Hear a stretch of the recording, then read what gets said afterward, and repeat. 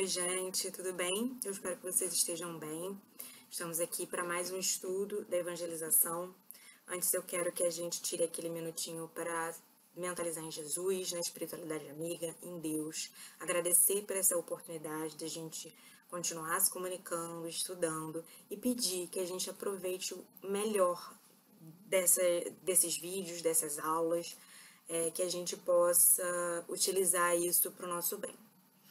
Então, hoje a gente vai ler, na verdade a gente vai falar, né, sobre o capítulo 2 do Evangelho segundo o Espiritismo.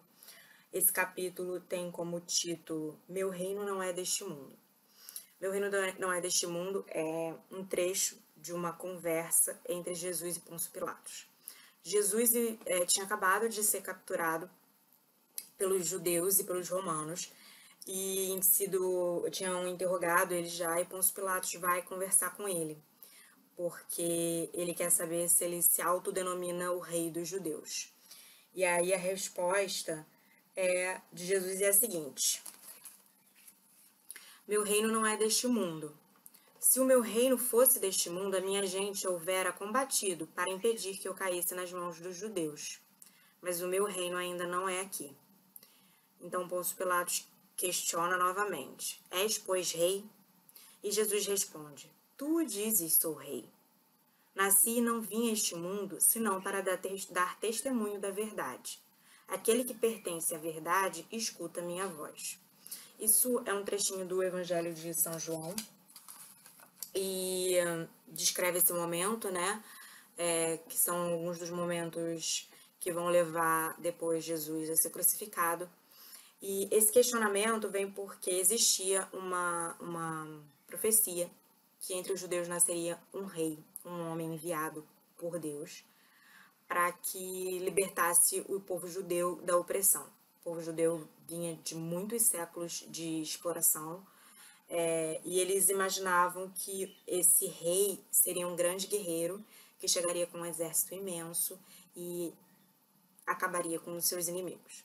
E aí vem Jesus, pacífico, falando de amor, de um Deus piedoso, de um Deus que é pai de amor e de caridade, e eliminando também muitos daqueles conceitos que alimentavam uma corrupção na época, né? Uma corrupção dos sacerdotes da época.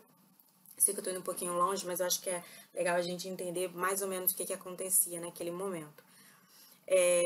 E aí, os sacerdotes diziam que ele se intitulava o rei dos judeus, que ele incitava os judeus contra Roma, e foi uma dessas justificativas para prender ele. E aí vem Jesus e fala que o reino dele não é desse mundo, e essa é bem a verdade, né? E a todo momento ele fala isso.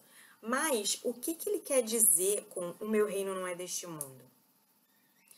Ele está falando do reino de Deus, ele está falando da vida futura, que é inclusive uma coisa que ele martela em vários momentos das pregações dele, quando ele fala: bem-aventurados sejam os aflitos, bem-aventurados os mansos e pacíficos, bem-aventurados que sofrem, os que sabem sofrer, porque deles é o reino de Deus.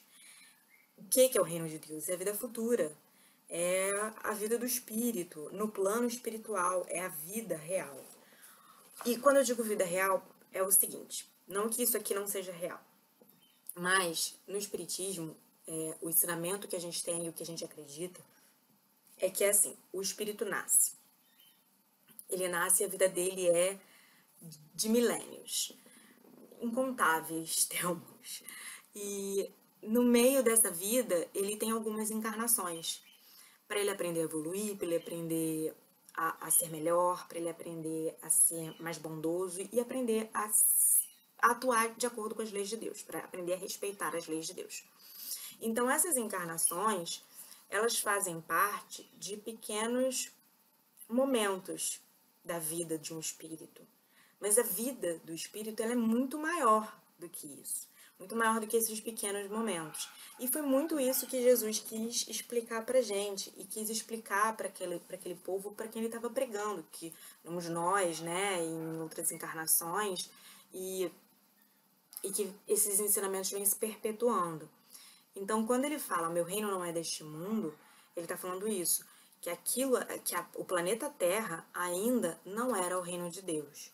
Porque aqui a gente ainda estava vivendo, como hoje, um momento de provas e expiações. Isso aqui ainda não era um planeta de felicidade, ainda não era um planeta de espíritos evoluídos, e a gente ainda estava aprendendo a engatinhar de acordo com as leis de Deus.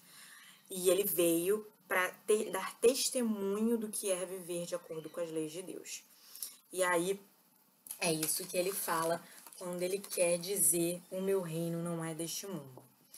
E aqui no Evangelho ele até fala que a gente pode ter que a vida futura, ela é a base do ensinamento do Cristo, porque ele fala disso várias vezes. E ele transforma a vida futura como um grande objetivo que a gente tem que alcançar. Então, assim, tudo que a gente tem que fazer de bom, o bem que a gente tem que fazer ao próximo, o amor que a gente tem que ter pelo próximo, a caridade que a gente tem que ter pelo próximo, o afinco que a gente tem que ter com o nosso trabalho, isso tudo é com o objetivo de viver a vida futura da melhor forma possível. Porque a gente sabe que se a gente vai contra as leis de Deus, a gente vai ter não só outras encarnações difíceis que vão trazer dificuldades para a gente aprender com os nossos erros, mas a gente também vai ter um desencarne complicado. E depois, né, que a gente estiver desencarnado, a gente vai ter um momento ali bem, talvez muito conturbado por determinadas atitudes nossas. Então, eu acho que a vida futura, esse reino de Deus, é o objetivo do espírito, é o objetivo pelo qual a gente trabalha, tanto na nossa evolução espiritual. E aí, outra questão que o Evangelho traz é essa resposta de Jesus de falar: o meu reino não é deste mundo, diminui a majestade de Jesus? Não, né? Porque a coroa dele não era cravejada de diamantes e rubis, como a coroa da rainha da Inglaterra, mas a coroa de Jesus era repleta de luz celestial. E isso a gente só adquire através da nossa evolução moral. Jesus era um espírito muito evoluído moralmente. Essa conversa que ele tem com Pôncio Pilatos foi depois de ter sido interrogado pelos judeus, depois de ter sido agredido, de ter levado tapas e socos, e, enfim, entre outras coisas. Todos nós aqui estaríamos já muito revoltados nessa altura do campeonato, não? E xingando, e não íamos querer responder nada, e ele estava lá calmo, pacífico, falando: não, meu reino não é desse mundo. Meu reino ainda aqui ainda não é aqui. E se fosse, eu não estava aqui, né? Preso. Eu estaria liberto. E a gente não viveria nesse sofrimento que a gente vive. Então, a majestade de Jesus, ela é uma majestade moral e espiritual, muito além da majestade material que a gente verifica por aí, né? Não só de reis e rainhas de países, mas até de pessoas que a gente intitula da nobreza, que estão em outras categorias, como grandes jogadores de futebol, grandes cantores, grandes personalidades, influenciadores digitais, atrizes, atores, enfim, ou até pessoas, grandes empreendedores, grandes empresários. Algumas pessoas a gente põe nesse título aí porque tem um conhecimento muito grande de alguma matéria, que a gente coloca como rei, imperador, rainha, e muitas vezes eles não têm essa majestade moral e espiritual, né? Óbvio que muito provavelmente não é igual a Jesus, a gente está sempre almejando chegar nesse ponto, mas muitas pessoas ainda não têm esse amor no coração, esse amor ao próximo e por si mesmo, né? Porque a gente sabe que quando a gente faz um mal a alguém, a gente faz mal primeiro pra gente. Então, a majestade de Jesus era imensa. Ele não era um rei com coroa e um cetro e um exército atrás dele. materialmente falando, né? Porque ele tinha um exército, não um exército que eu digo violento, mas assim, um grupo de espíritos muito fortes moralmente, de muito amor, que trabalhavam junto com ele, que auxiliaram ele e, e ainda auxiliam. Então, ele talvez tenha realmente sido o maior rei de todos, né? Apesar do reino dele não ser deste mundo. Inclusive, muitos reis e rainhas aí da antiguidade a gente nem lembra mais que existem. E, enfim. Outra coisa que o Evangelho segundo o Espiritismo nesse capítulo traz é que a noção da vida futura, ela auxilia na nossa evolução espiritual. Porque a gente saber que a gente vai viver um amanhã fora da carne, primeiro que traz tranquilidade. Eu vou falar uma coisa que acho até que eu já tinha falado lá na Casa do Caminho, mas algumas de vocês sabem que meu irmão faleceu, e uma das coisas que me deixa com mais tranquilidade no meu coração, porque é óbvio que eu sinto muita saudade dele, é saber e ter certeza, eu tenho certeza que meu irmão tá vivo.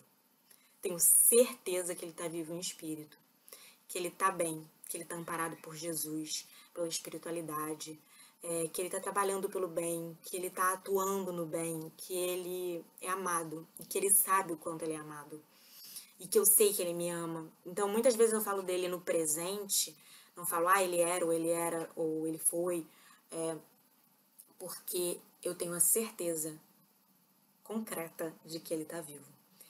E isso eu só tenho porque eu tenho noção da vida futura. E eu também, as coisas que eu faço, muitas vezes as coisas que eu penso antes de fazer, penso 2, 3 vezes antes de fazer, de falar, porque eu sei que a gente pode se prejudicar com as coisas que a gente fala. Não só prejudicar o outro, mas prejudicar a gente. Porque a gente tem que ser bom também por nossa causa, porque isso faz mal pra gente, né? Às vezes a gente fica com peso na consciência.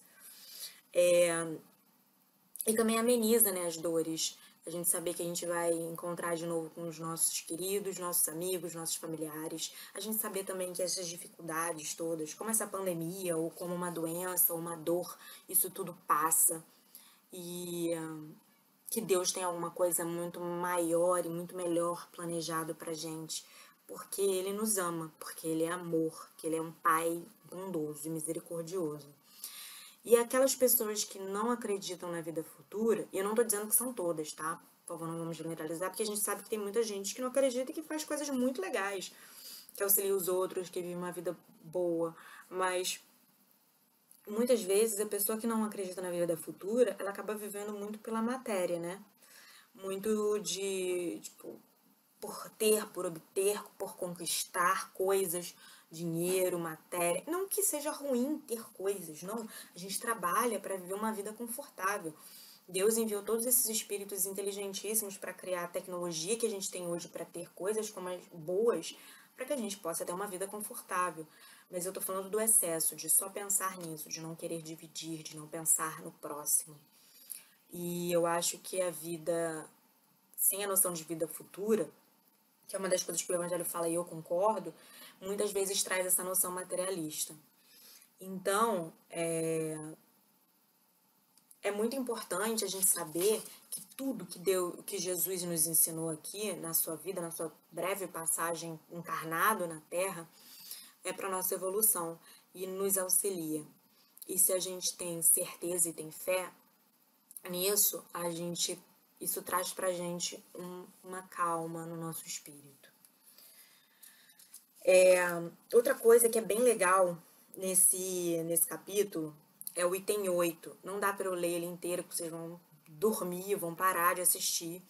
Mas se vocês tiverem interesse depois, o item 8 do capítulo 2 do Evangelho segundo o Espiritismo, que é as instruções dos espíritos. Na verdade, é um texto psicografado por uma rainha da França, já depois de desencarnada, né? Ela psicografou através de um médium, e falando que ela, quando ela era viva, ela era uma rainha muito nobre, muito cheia de servos e autoridade, e que quando ela desencarnou, ela achou que ela ia ter esse mesmo status, né, social no paraíso. E quando ela chegou na vida futura, no plano espiritual, ela viu que tinham pessoas que ela tinha esnobado, pessoas plebeus, né? Pessoas que não tinham títulos nobres, títulos de nobreza, que tinham uma não uma hierarquia, né, mas assim, estavam muito melhor do que ela, porque eles tinham sido pessoas boas, porque eles eram espíritos bondosos, porque eles eram espíritos que seguiam verdadeiramente o ensinamento do Cristo, que seguiam verdadeiramente as leis de Deus. Então, não é a primeira vez que eu leio esse capítulo.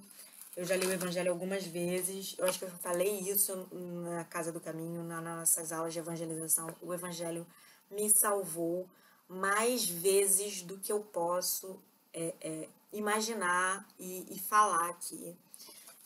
Salvou a minha saúde mental muitas vezes. Foi meu livro de cabeceira por muito tempo. Continua sendo. Toda vez que me dá um desespero, uma ansiedade, uma aceleração, um ciricutico, eu pego e abro e leio um trecho. É o livro do meu estudo do culto no lar. E, enfim, traz muito de Jesus. É impossível falar do Evangelho sem falar de Jesus. E eu até pensei em trazer outros textos para vocês para tentar deixar isso aqui mais claro, mas eu acho que o Evangelho, esse capítulo é bem curtinho e acho que o Evangelho já é muito claro. Eu espero que vocês... O que eu tiro desse capítulo sempre é que a riqueza material, a riqueza, o poder, o status social e econômico não constroem castelinho no céu. Não. O que constrói o castelinho no céu é o amor ao próximo. É a paciência, é ser amoroso, caridoso, respeitoso, ter paciência com a gente mesmo, ter fé em Deus, paciência com Deus. De vez em quando a gente fica um pouco irritado, não entende o que ele está fazendo, mas a gente não tem muito o que entender, né? A gente só faz besteira, então a gente está aqui. E ter certeza de que na vida futura tem algo muito melhor guardado pra gente. E que se a gente souber aproveitar esse aqui, esse agora, nossa, a gente só vai melhorar. Eu espero de verdade que vocês estejam bem, que vocês estejam buscando a Deus, buscando a Jesus, que vocês estejam gostando dessas aulas. Nós estamos com muita saudade. Eu peço que vocês se concentrem novamente em Jesus agora para a gente encerrar esse estudo, agradecer a Ele, a espiritualidade, a Deus, por esse encontro e que nós tenhamos uma semana abençoada, que seja uma semana de paz, de saúde, de proteção e que vocês saibam que os valores morais de vocês são muito mais importantes do que os valores materiais. A gente pode ter, sim, nosso carrinho, nossa casa, nosso dinheirinho, nosso trabalho, uma roupinha legal, mas nada disso substitui o valor moral. Nada disso substitui a evolução moral, que é o amor ao próximo, que é o amor a Deus, que é o amor pelo nosso planeta, que é o amor pela gente mesmo, que é o cuidado que a gente tem que ter com a gente e com os outros. Fiquem com Deus e em breve a gente vai se ver de novo.